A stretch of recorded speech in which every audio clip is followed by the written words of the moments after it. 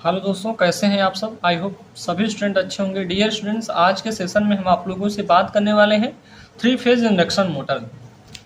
दोस्तों, अगर आप लोगों को मशीन में कुछ भी नहीं समझ में आता है तो आप लोग बहुत ही अच्छी जगह पे पहुंच चुके हैं। ठीक है डियर स्टूडेंट्स, यहाँ पे आप लोगों का थ्री फेज इंडक्शन मोटर की पहली क्लास हो रही है। इसके पहले आप लोगों का एक क्लास हुआ है जिसमें आप लोगों को हमने मशीन का यानी इलेक्ट्रिकल टू जो है इलेक्ट्रिकल मशीन टू का जो सिलेबस है उसको डिस्कस किया है। ठीक है दोस्तों, आप लोगों की जो क्लासेस होंगी पूरी तरीके से आप लोगों के जो सिलेबस के अकॉर्डिंग ही क्लास चलेगी। डियर स्टूडेंट्स, आप लोगों से एक छोटा सा रिक्वेस्ट है कि अगर आप लोग चैनल पे नए हैं तो चैनल को सब्सक्राइब जरूर कर लेंगे और बेल आइकन को भी प्रेस कर लेंगे। आज के सेशन में हम बात करेंगे थ्री फेज इंडक्शन मोटर होता क्या है और इसकी वर्किंग किस प्रकार से, हमारा थ्री फेज इंडक्शन मोटर किस प्रकार से वर्क करता है। आपके एग्जाम के पॉइंट ऑफ व्यू से देखा जाए तो यह 5 नंबर में आता है। ठीक है दोस्तों, आप लोगों को एक सजेशन करना चाहूँगा कि अगर आप लोग स्टडी मेगा पॉइंट के ऑफिशियल ऐप को प्ले स्टोर से डाउनलोड नहीं किया है दोस्तों, तो प्लीज़ जाइए प्ले स्टोर पे। आप लोगों को स्टडी मेगा पॉइंट का ऑफिशियल ऐप मिल जाएगा, उसको डाउनलोड कीजिए और तुरंत आप लोग अपने इलेक्ट्रिकल 5th सेमेस्टर के क्लास को जल्दी से ज्वाइन कर लीजिए। दोस्तों, वहाँ पे आप लोगों की जो क्लासेस हैं, आप लोगों की जैसे मैं बोलूँ मशीन की पहली क्लास है आज। मशीन की क्लास आप लोगों की डेली होगी अब वहाँ पे, बट यहाँ पे हो सकता है कि थोड़ा बहुत डिले मिले आप लोगों को। ठीक है, और यहाँ पे आप लोग जैसा कि मैंने बोला है कि आप लोगों को डेमो क्लासेस दी जाएंगी, यानी थ्री फेज इंडक्शन मोटर की मतलब कि 4-5 डेमो क्लासेस दी जाएंगी जिससे आप लोगों को एक ओवरव्यू मिल जाए किसी प्रकार से वहाँ पे क्लासेस चलेंगी। ठीक है दोस्तों, चलिए हम स्टार्ट करते हैं अपना थ्री फेज इंडक्शन मोटर। मैंने आप लोगों से बोला है दोस्तों कि अगर आप लोगों को इसमें कुछ भी मशीन में कुछ भी नहीं समझ में आता है तो आप लोग बहुत ही अच्छे जगह पे पहुंच गए हैं। यहाँ पे ऐसी कोई भी पॉइंट नहीं रहेगी जो आप लोगों को ना समझ में आए। ठीक है दोस्तों, आइए स्टार्ट करते हैं हम अपना चैप्टर जो है थ्री फेज इंडक्शन मोटर। दोस्तों, यहाँ पे हमारा आया है मोटर। ठीक है, चैप्टर में ही हमारा है मोटर, तो मोटर को हम जान लेते हैं मोटर होता क्या है। मोटर एक ऐसी युक्ति होती है दोस्तों जो यांत्रिक ऊर्जा को वैद्युत ऊर्जा में कन्वर्ट करती है। आप लोगों ने अपने घरों में भी देखा होगा मोटर को। ठीक है, मोटर का सिंपल सा काम ये समझते होंगे आप लोग कि अपने जैसे घर में क्या करते हैं, सप्लाई से जोड़ते हैं मोटर को और चलना स्टार्ट हो जाती है, और उसका जो शॉफ्ट यानी जिसपे हम पुली पट्टा वगैरह सारी चीज़ों को लगाते हैं उस पे क्या करते हैं, अपनी मशीन जो हमारा चारा काटने वाली मशीन होती है उससे हम काम करवा लेते हैं। तो जो चारा काटने वाली मशीन होती है वो यांत्रिक काम को करती है। ठीक है, आई होप आप लोग मोटर की डेफिनेशन समझ गए होंगे। डियर स्टूडेंट्स, तो यहाँ पे आप लोगों की मोटर को जैसा कि आप लोगों को जब आएगा तो इसको इस प्रकार से लिखना होगा कि मोटर एक ऐसी युक्ति है जो यांत्रिक ऊर्जा को वैद्युत ऊर्जा में कन्वर्ट करती है, बदलती है, मोटर कहलाती है। अब बात की जाएगी हमारे थ्री फेज इंडक्शन मोटर क्या होती है दोस्तों। थ्री फेज के बारे में भी आप लोगों को जानकारी होनी चाहिए। ठीक है, अब हम बात करेंगे three phase induction motor. Three phase induction motor एक ऐसी मोटर होती है दोस्तों जो कि केवल थ्री फेज सप्लाई पे हमारी काम करेगी। ठीक है, जब भी बात करेंगे हम थ्री फेज इंडक्शन मोटर की तो वहां पे हमारा थ्री फेज की सप्लाई होनी चाहिए, और आप लोगों को पता होगा कि थ्री फेज की सप्लाई हमारी RYB होती है। ठीक है, ये बात आप लोग जानते होंगे। और यहाँ पे मोटर आ गई है तो हमें यहाँ पे एक चीज ध्यान रखना है, बीच में लिखा है इंडक्शन। इंडक्शन का मतलब भी आप लोगों को समझ में आता होगा दोस्तों, विद्युत चुम्बकीय प्रेरण के सिद्धांत पे जो भी मशीनें काम करती हैं उन्हें हम बोल देते हैं इंडक्शन। ठीक है, तो थ्री फेज यानी थ्री फेज की सप्लाई होगी और विद्युत चुम्बकीय प्रेरण के सिद्धांत पे कार्य करेगी, उसे हम क्या बोल देंगे, इंडक्शन मोटर बोल देंगे। ठीक है दोस्तों, और ये मोटरें जो होती हैं सबसे ज्यादा आप लोगों के इंडस्ट्री में यूज की जाती हैं। इस बात को भी आप लोग समझ गए होंगे। अब एग्जाम के पॉइंट ऑफ व्यू से कैसे लिखना है हमें ये भी तो आप लोगों को जानना होगा दोस्तों। तो यहाँ पे क्या है कि ऐसी मोटर जो थ्री फेज AC सप्लाई पर वर्क करती हैं और यह विद्युत ऊर्जा को यांत्रिक ऊर्जा में परिवर्तित करती हैं, थ्री फेज इंडक्शन मोटर कहलाती हैं। ठीक है, आई होप ये पॉइंट आप लोगों को समझ में आ गया होगा। नेक्स्ट पॉइंट है कि इंडक्शन मोटर विद्युत चुम्बकीय प्रेरण के सिद्धांत पर कार्य करने वाली एक मशीन है। ठीक है, ये बात भी आप लोग समझ गए होंगे कि जब भी हम बात करेंगे इंडक्शन की तो वहां पे क्या होता है, विद्युत चुम्बकीय प्रेरण के सिद्धांत के। ठीक है, क्या कहेंगे, विद्युत चुम्बकीय प्रेरण के सिद्धांत पे हमारा कार्य कर रहा है। दोस्तों, आप लोगों का जो ट्रांसफार्मर होता है वो भी इंडक्शन के सिद्धांत पे ही कार्य करता है। ठीक है, बट वहां पे हम बोल देते हैं म्यूचुअल इंडक्शन। ठीक है दोस्तों, यहाँ पे हमारा आता है, नेक्स्ट आ जाएगा, हम बात करेंगे हमारी मशीन के बारे में। हमने मोटर के बारे में जान लिया कि थ्री फेज मोटर होती क्या है। अब सर हमें थोड़ा इसका कंस्ट्रक्शन को भी बता दीजिए। तो दोस्तों, इसका कंस्ट्रक्शन बहुत ही सिंपल है। आप लोगों से मैं बोल दूं कि आप लोग जितनी बार मशीन की क्लास को ज्वाइन करेंगे उतनी बार आप लोगों को अलग अलग चीज़ें मिलेंगी। अगर आप लोग यही क्लास या फिर जो नेक्स्ट क्लास होगी, मतलब कहने की बातें हैं कि अगले सेशन में जो न्यू स्टूडेंट्स होंगे उनके लिए भी न्यू क्लासेस दी जाएंगी। आप लोग ये मत समझिए कि जो पुराना डाटा है वही आप लोगों को भर के दे दिया जाएगा, नहीं। हाँ, कुछ चीज़ें हैं जो कि पुराने डाटा से मिलेंगी आप लोगों को, ठीक है। बहुत सारी, जैसे हम बात करेंगे चैप्टर 2 को, तो चैप्टर 2 जो आप लोगों का पुराना क्लास है उसको तो नहीं, लेकिन उसमें थोड़ा सा मॉडिफिकेशन करके आप लोगों को क्लासेस जो होंगी ऐप पे जरूर देखने को मिलेंगी। तो आप लोग ऐप को जल्दी से जल्दी सभी स्टूडेंट डाउनलोड कर लेंगे ताकि आप लोगों की जो क्लासेस हो बहुत ही अच्छे वे में चल पाएँ दोस्तों, ठीक है। और आप लोग क्या करेंगे कि चैनल को सब्सक्राइब तो किए ही होंगे, यहाँ पे जो भी नोटिफिकेशन आएगी सबसे पहले आप तक पहुंच जाएगी, ठीक है दोस्तों। तो आप लोग क्लास को जरूर ज्वाइन कर लीजिए। और आप लोगों को जानते भी होंगे कि मशीन में एक ऐसा सब्जेक्ट है जहाँ पे बच्चों को बहुत ज़्यादा डर लगता है दोस्तों। हमारा 2 साल का एक्सपीरियंस हो चुका है मशीन को पढ़ाते हुए, और मुझे पता है कि मशीन से कहाँ क्या क्या चीज़ें पूछी जा रही हैं, ठीक है। तो आप लोग एक चीज़ ध्यान में रखेंगे कि जैसे ही क्लास को ज्वाइन कर लेंगे आप लोगों का पूरा टेंशन ही खत्म हो जाएगा। बट आप लोगों को जो मैं बोलूँगा उसको डेली करना होगा दोस्तों। आप लोगों को पढ़ना होगा, पढ़ना तो पड़ेगा ही, नहीं तो आप लोगों को क्लास, जैसे कि मैं बोलूँ कि आप लोग कैसे मतलब पास कर पाओगे सेमेस्टर को, ठीक है। तो आप लोग क्लास देखना होगा, प्लस आप लोगों को जो पीडीएफ दी जाएगी उसको पढ़ना होगा, ठीक। चलिए दोस्तों, हम कंस्ट्रक्शन की बात करते हैं दोस्तों। इसके जो हमारी मोटर होती है इसके बात करते हैं। इसका जो बाहरी वाला पार्ट होता है, जो आप लोगों को ये सर्कल दिख रहा है पार्ट, इसको हम बोलते हैं स्टेटर, जैसा कि यहाँ पे लिखा है। स्टेटर को हम योक भी बोल देते हैं कभी कभी, ये हम डीसी मशीन में बोलते हैं, ठीक है।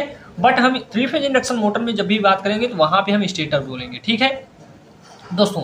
एक चीज और ध्यान रखना है, स्टेटर पे ही हम क्या बनाते हैं, टर्मिनल बॉक्स बनाते हैं। और टर्मिनल बॉक्स क्यों बनाते हैं, इसका भी एक सिंपल सा कारण है कि टर्मिनल बॉक्स पे हम क्या करते हैं, 3 फेज की सप्लाई देते हैं, ठीक है। क्या करते हैं, 3 फेज की सप्लाई को देते हैं, ठीक है।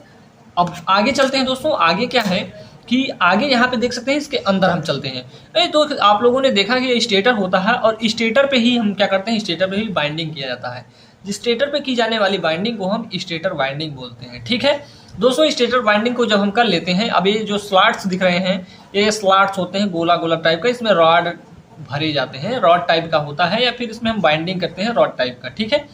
अब रॉड का मतलब होता है छड़ें यूज की जाती हैं दोस्तों वाइंडिंग के रूप में, तो ये भी आप लोग समझेंगे। यहाँ पे हमारा कापर का होगा, या फिर एल्युमिनियम का हम क्या करते हैं इसमें लगाते हैं, ठीक है। या फिर इस पे हम कापर की बाइंडिंग भी कर लेते हैं तार को लपेट लपेट के। अब दोस्तों ये जो हमारा स्टेटर बाइंडिंग है और रोटर जो है, इनके बीच में एयर गैप होता है। एयर गैप का सिंपल सा कारण ये है दोस्तों कि मतलब हमारा मोटर जो है घूम सके, इसलिए हमने थोड़ा बहुत एयर गैप को बनाए रखते हैं, ठीक है। अब दोस्तों एक चीज ध्यान रखना है, इसके अंदर यानी हमारे स्टेटर के अंदर, यानी स्टेटर फील्ड वाइंडिंग के अंदर भी देखेंगे जब हम, तो यहाँ पे हमारा होता है, क्या हो जाएगा दोस्तों, यहाँ पे भी हमारा होता है रोटर होता है। अब दोस्तों रोटर पे भी हमने क्या किया है, रोटर पे भी बाइंडिंग की जाती है, जिसे हम बोलते हैं रोटर वाइंडिंग, ठीक है। और जहाँ पे सारी चीजें मतलब कि किया जाता है वो एक शाफ्ट पे किया जाता है, देख सकते हैं हमारा शाफ्ट होता है। अब दोस्तों नेक्स्ट पॉइंट की बात करेंगे तो एयर गैप भी आप लोगों को समझ में आ गया होगा। अब इस मोटर को जो हमने डिजाइन किया है, इसको कहीं ना कहीं स्थापित करने के लिए हमें फाउंडेशन की जरूरत पड़ेगी, ठीक है। ये आप लोगों की छोटी मशीनें नहीं होती है, 3 फेज की इंडक्शन मोटर जो होती हैं ये आप लोगों के घरों में यूज नहीं की जाती है, इसका भी मतलब आप लोग समझ लेंगे। हमने पहले ही बोल दिया कि 3 फेज की जो मशीनें होंगी वो आप लोगों की इंडस्ट्री में यूज की जाएंगी, ठीक है दोस्तों। तो इसको हम क्या करते हैं, बेस पे क्या करते हैं, बेस या फाउंडेशन पे इसको स्थापित कर देते हैं। आई होप ये पूरी बातें आप लोगों को समझ में आ गई होगी कि हम 3 फेज इंडक्शन मोटर को यहाँ से 3 फेज की सप्लाई दे देंगे, ठीक है। अब दोस्तों आगे चलते हैं, ये पूरा था हमारा 3 फेज इंडक्शन मोटर का पूरा डायग्राम। इस प्रकार से आप लोग बनाना है। अब जो चीजें इसमें यूज की गई है, चाहे हमारा टर्मिनल बॉक्स होगा, stator winding, stator, rotor, shaft, base, foundation, सारी चीजें। आप बेस के बारे में तो ऐसे ही लिख सकते हैं, मोटर को स्थापित करने के लिए हम क्या करते हैं, बेस को बनाते हैं, ठीक है। चलिए दोस्तों आगे चलते हैं। अब इसके बारे में हम थोड़ी जानकारी और ले लेते हैं, क्या चीज होता है। अब दोस्तों यहाँ से आप लोग ध्यान रखेंगे, ये पॉइंट्स वाइज आप लोगों को जो लिखे गए हैं इनको आप लोग बहुत ही अच्छे में ध्यान रखना है और इनको लिखना है कि क्या है कि 3 फेज इंडक्शन मोटर मुख्यतः 2 भागों से मिलकर बना होता है या बना होते हैं। यहाँ हो तो लिख दिया है भाई, बने होते हैं, ठीक है। एक होता है स्टेटर, एक होता है रोटर। दोस्तों स्टेटर जो होता है हमारे मशीन का स्थिर पार्ट होता है। अब रोटर जो होता है ये रोटेटिंग पार्ट होता है, यानी मोटर में जो मोटर होती है उसके अंदर ये रोटेट करता है, ठीक है। बात करेंगे स्टेटर की, तो स्टेटर के बारे में आप लोगों को किस प्रकार से एग्जाम में लिखना होता है ये भी आप लोगों को समझना चाहिए। तो हमने आप लोगों को पहले ही बता दिया कि स्टेटर क्या होता है। स्टेटर जो होता है मोटर का बाहरी वाला पार्ट होता है।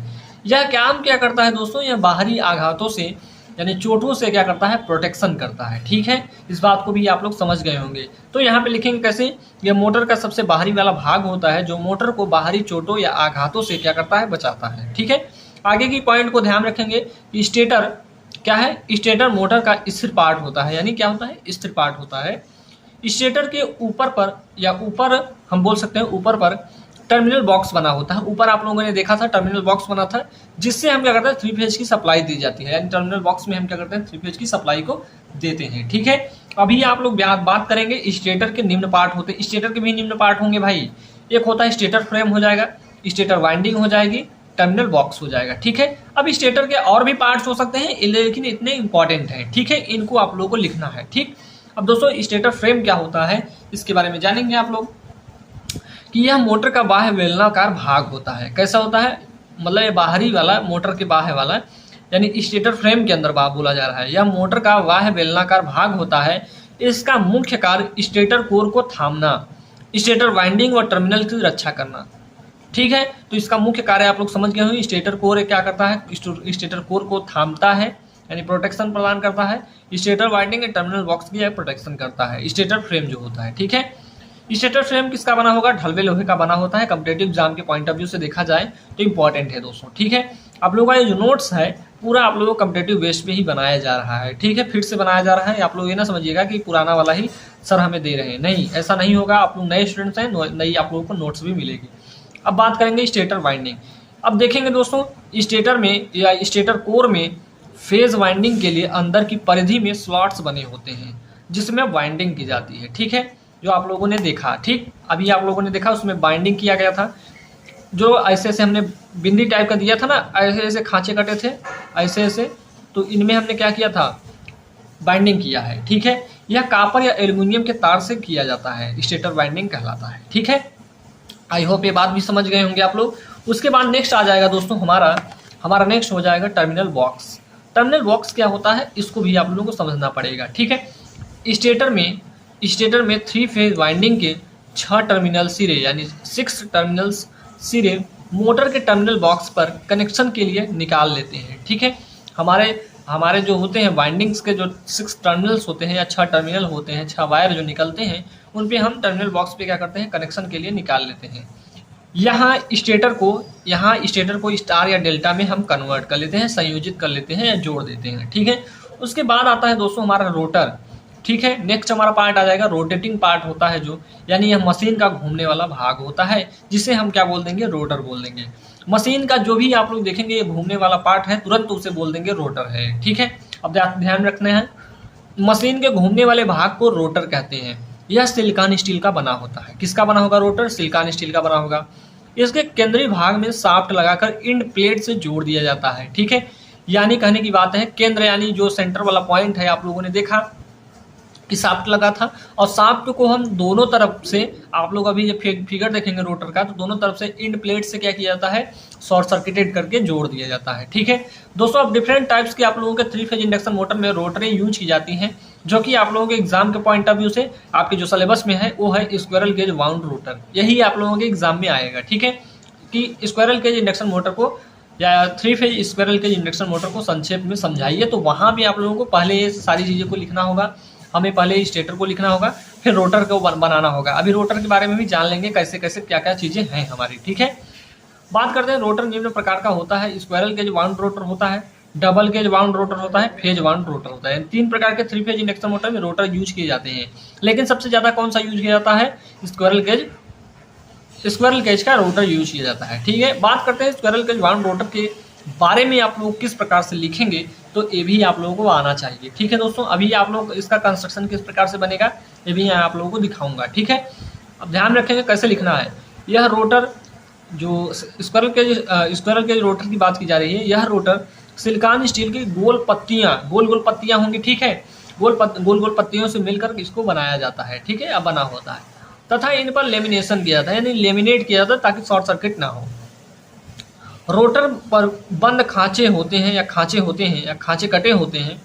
इसमें कॉपर की छड़ों को डाला जाता है। ठीक है, तथा ये छड़े रोटर के दोनों तरफ अथवा इस्पात के रिंग के द्वारा क्या किया जाता है, आपस में शॉर्ट सर्किटेड कर दिए जाते हैं। ठीक है, इन दोनों तरफ हम क्या करेंगे, इंड रिंग, जिसे इंड रिंग बोलेंगे, इंड रिंग के माध्यम से क्या किया जाता है, शॉर्ट सर्किटेड कर दिया जाता है। जो कॉपर बार्स होते हैं, रॉड्स होते हैं, उनको शॉर्ट सर्किटेड कर दिया जाता है। ठीक है, अभी आप लोग देखेंगे सारी चीज़ें आप लोग को समझ में आ जाएगी क्या बोल रहा हूँ मैं। ये छड़ें रोटर वाइंडिंग का कार्य करती हैं। इससे रोटर की आकृति पिंजरे जैसी हो जाती है, ठीक है। यानी स्क्वायरल का मतलब ही होता है गिलहरी, ठीक है। यानी गिलहरी के पिंजरे के जैसे ही आप लोगों का ये दिखने लगेगा रोटर, ठीक है। अतः इन्हें स्क्वायरल केज वाउंड रोटर कहते हैं। आई होप ये बात आप लोग समझ गए होंगे। दोस्तों यहाँ पे जहाँ पे भी आप लोगों को स्टार पॉइंट इंपॉर्टेंट दिखे उसको आप लोग निश्चित ही याद रखेंगे अपने टाइम, मतलब अपने जो अपना आपका सिलेबस है उसमें आप लोग याद रखेंगे, अपने दिमाग में हर समय याद रखेंगे कि यह सर ने बताया कि इंपॉर्टेंट है। यहाँ पे है मैग्नेटिक लॉकिंग को कम करने के लिए कापर बार्स को तिरछा बनाया जाता है, ठीक है। किसको कम करने के लिए? सीधे पूछ लिया जाता है आप लोगों के कॉम्पिटिटिव एग्जाम में कि कापर बार को या फिर जो हमारा स्क्वायरल केज या फिर रोटर में जो हमारे बार होते हैं, कापर बार होते हैं, एल्युमिनियम बार होते हैं, उनको तिरछा क्यों बनाया जाता है? तो आप लोग बोलेंगे मैग्नेटिक लॉकिंग को कम करने के लिए हम क्या करते हैं, कॉपर के जो यहाँ पे बार यूज किए जाते हैं उनको हम तिरछा कर देते हैं, ठीक है। इससे क्या होती है, हमिंग जो होती है, हमिंग मतलब इसमें जो शोर शराबा होता है दोस्तों वो कम हो जाता है। आई होप आप लोग रोटर के बारे में या इस रोटर के बारे में आप लोग समझ गए होंगे। आगे चलते हैं दोस्तों, यहाँ पे रोटर किस प्रकार से बना हुआ है इसको भी आप लोग समझ लेंगे, ठीक है। देख सकते हैं कुछ इस प्रकार से आप लोगों को रोटर बनाना होगा दोस्तों। यहाँ पे थोड़ा हम सोचे थे पेन से बनाएंगे, लेकिन इसमें पेंटिंग जो है बीच में अंदर में पेंसिल से की गई, इसी प्रकार से आप लोगों को रोटर बनाना है, ठीक है। आई होप आप लोग समझ गए होंगे कि रोटर हमारा क्या है, ठीक। अब दोस्तों यहाँ पे रोटर का जो ये खाली वाला पार्ट है इसे रोटर कोर बोलते हैं, ठीक है। ये आप लोग खाली वाला पार्ट दिख रहा है इसे हम रोटर कोर बोलते हैं। और ये हमारा जो स्टेटर का जो हमारा यहाँ पे देख सकते हैं क्या है, स्टेटर फ्रेम है, ठीक है। स्टेटर फ्रेम पे ही क्या किया जाता है, बाइंडिंग किया जाता है। इसी को हम बोलते हैं, जो ये ब्लैक पेंटेड पॉइंट्स दिख रहे हैं आप लोगों को, रॉड्स टाइप दिख रहे हैं, इन्हें ही बोला जाता है रोटर बार्स, ठीक है। ये आप लोगों को एक दिख रहा है, ये दिख रहा है, और दोनों ये छड़ें जो होती हैं मतलब सेम मोटाई की होती हैं। अब देखेंगे दोस्तों ये जो आप लोग गैपिंग होता है यहाँ पे, ये सारी चीज़ें इनको आप लोग सही से बना लेंगे तो आप लोगों को पूरी तरीके से समझ में आ जाएगा, ठीक है। अब दोस्तों ये जो हमारा ये होता है इसको हम एल्यूमिनियम एंड रिंग जो होता है एल्यूमिनियम या कापर का बना लेते हैं, ठीक है। किसका बनाते हैं? जो एंड रिंग होगा कापर या एल्यूमिनियम का हम बना लेंगे। अब दोस्तों एंड रिंग जो होता है ये हमारा रोटर होता है, रोटर के बार्स को शॉर्ट सर्किटेड करने के लिए ये बनाया जाता है, ठीक है। ये आप लोग देख सकते हैं, ठीक है। ये वाली जो बाहरी वाली पार्ट को गोला वाला देख रहे हैं इसी को हम ए वाला, ठीक है, इसी को हम बोलते हैं एंड रिंग। ये साइड इधर साइड पे भी हमारा एंड रिंग लगा होगा, ठीक है। दोस्तों ये बात जानते हैं शाफ्ट होता है, बाकी सारी चीज़ों को हमने बता दिया। ये था स्क्विरल केज का रोटर, ठीक है। अब बात करते हैं हमारा सबसे इंपॉर्टेंट जो हो जाता है वर्किंग क्या होती है sir three phase induction motor की। तो ये भी आप लोग बहुत ही अच्छे वे में ध्यान रखेंगे, आप लोगों को ऐसा कोई पॉइंट्स नहीं होगा जो ना समझ में आए, ठीक है। क्या है, आप लोगों ने अगर थ्री फेज इंडक्शन अगर आप लोगों ने ट्रांसफार्मर की वर्किंग को समझा होगा तो यहाँ पे इसकी भी वर्किंग बहुत ही अच्छे वे में समझ में आ जाएगी, ठीक है। हमने यहाँ पे पॉइंट लिखा है थ्री फेज इंडक्शन मोटर का वर्किंग प्रिंसिपल भी थ्री फेज ट्रांसफार्मर की भांति विद्युत चुंबकीय प्रेरण के सिद्धांत पर या नियम पर आधारित होता है। दोस्तों वर्किंग क्या है आप लोगों की अब ध्यान रखेंगे, ठीक है। जब मोटर के स्टेटर या प्राइमरी वाइंडिंग को, यहाँ पे प्राइमरी वाइंडिंग को नहीं लिखते हैं तो कोई दिक्कत नहीं है, जब या फिर ऐसे लिखेंगे जब मोटर के स्टेटर को एसी सप्लाई से जोड़ा जाता है तो स्टेटर में एक नियमित घूमने वाला मैग्नेटिक फील्ड जनरेट होता है यानी उत्पन्न होता है, ठीक है। जैसे हम सप्लाई से कनेक्ट कर देंगे तो रोटर में या फिर हम बोल देंगे स्टेटर में हमारा क्या होता है, एक मूविंग टाइप का या नियमित घूमने वाला बोल सकते हैं, नियमित घूमने वाला मैग्नेटिक फील्ड क्या होता है, जनरेट होता है या उत्पन्न होता है, ठीक है। इस मैग्नेटिक फील्ड के कारण विद्युत चुंबकीय प्रेरण द्वारा रोटर में भी उसी गुण का, यानी रोटर जो है उसके कारण, इंडक्शन का मतलब होता है एक वाइंडिंग यहाँ है एक वाइंडिंग यहाँ है, इसके कारण इस पर इफेक्ट, ठीक है। यानी अगर इसमें हमारा करंट फ्लो हो रहा है तो इंडक्शन के माध्यम से इस वाली वाइंडिंग में भी करंट फ्लो होता है, ठीक है। तो रोटर में हमारा क्या हो जाता है, रोटर में भी हमारा उसी गुण का एक विद्युत वाहक बल यानी ईएमएफ उत्पन्न होता है, जनरेट होता है, ठीक है। जिससे रोटर के परिपथ में इलेक्ट्रिक करंट प्रेरित होती है। क्या होती है, परिपथ यानी रोटर का जो सर्किट होगा उसमें क्या होगा, इलेक्ट्रिक करंट जनरेट होगा तथा अपना खुद का, यानी रोटर अपना खुद का मैग्नेटिक फील्ड जनरेट करता है या उत्पन्न करता है, ठीक है। इसी प्रकार रोटर में नियमित घूर्णी विद्युत चुंबकीय क्षेत्र तथा रोटर द्वारा चुंबकीय क्षेत्र में पारस्परिक क्रिया, इंटरएक्शन बोलते हैं जिसे, पारस्परिक क्रिया मतलब इंटरेक्शन के फलस्वरूप रोटर रोटेटिंग मैग्नेटिक फील्ड की दिशा में क्या करता है, घूमने लगता है। और पूरी जो ये बात हुई है एक किसकी थी, थ्री फेज इंडक्शन मोटर की वर्किंग थी। दोस्तों आप लोगों को इस टॉपिक में जहां भी नहीं समझ में आया होगा प्लीज आप लोग कमेंट बॉक्स में जरूर लिखिएगा। ये थी हमारी पूरी 5 नंबर का क्वेश्चन। दोस्तों आगे के ये पॉइंट और बात कर लेंगे जो आप लोगों के लिए एक्स्ट्रा होगा थोड़ा सा, ये भी हमें जानना चाहिए कि आखिर हम थ्री फेज इंडक्शन मोटर का हमारे इसमें लाभ क्या क्या होता है कि हम इसे इतना यूज कर रहे हैं अपनी इंडस्ट्री वगैरह में। ठीक है, तो लाभ हम देखेंगे क्या है। पहला है कि इसमें निम्नलिखित लाभ है या advantage of 3 phase induction motor में आपका पहला पॉइंट होगा, इसकी संरचना अत्यंत सरल, दृढ़ और विश्वसनीय होती है। इसका जो प्राइस होगा, कॉस्ट में भी क्या होती है, सस्ती होती है। इसकी इफिशियंसी भी हाई होती है। ठीक है, यह सॉफ्ट जो हमारा ये सॉरी यह सेल्फ स्टार्ट होती है, यानी 3 फेज इंडक्शन मोटर कैसी होगी, सेल्फ स्टार्ट होगी। ठीक है, इसका मेंटेनेंस कॉस्ट क्या आ जाता है, कम आ जाता है। ठीक है, यानी जो इसकी मरम्मत करेंगे हम, उसमें हम क्या करेंगे, मरम्मत जब भी करवाएंगे अपने मोटर का, तो उसकी कॉस्ट जो आएगी बहुत कम आती है। ठीक है, हाई पावर तथा लोड अनुपात होता है, यानी हाई पावर एंड लोड का रेशियो जो होता है ये ज़्यादा होता है। ठीक है, पावर एंड लोड का रेशियो क्या होगा, हाई होगा। ठीक, सिंगल फेज इंडक्शन मोटर की अपेक्षा पावर फैक्टर उच्च होता है हमारे 3 फेज इंडक्शन मोटर का। ठीक है, इस बात को भी आप लोग आई होप ध्यान रख चुके होंगे, याद हो गया होगा आप लोगों को। क्या है, कुछ नहीं है भाई।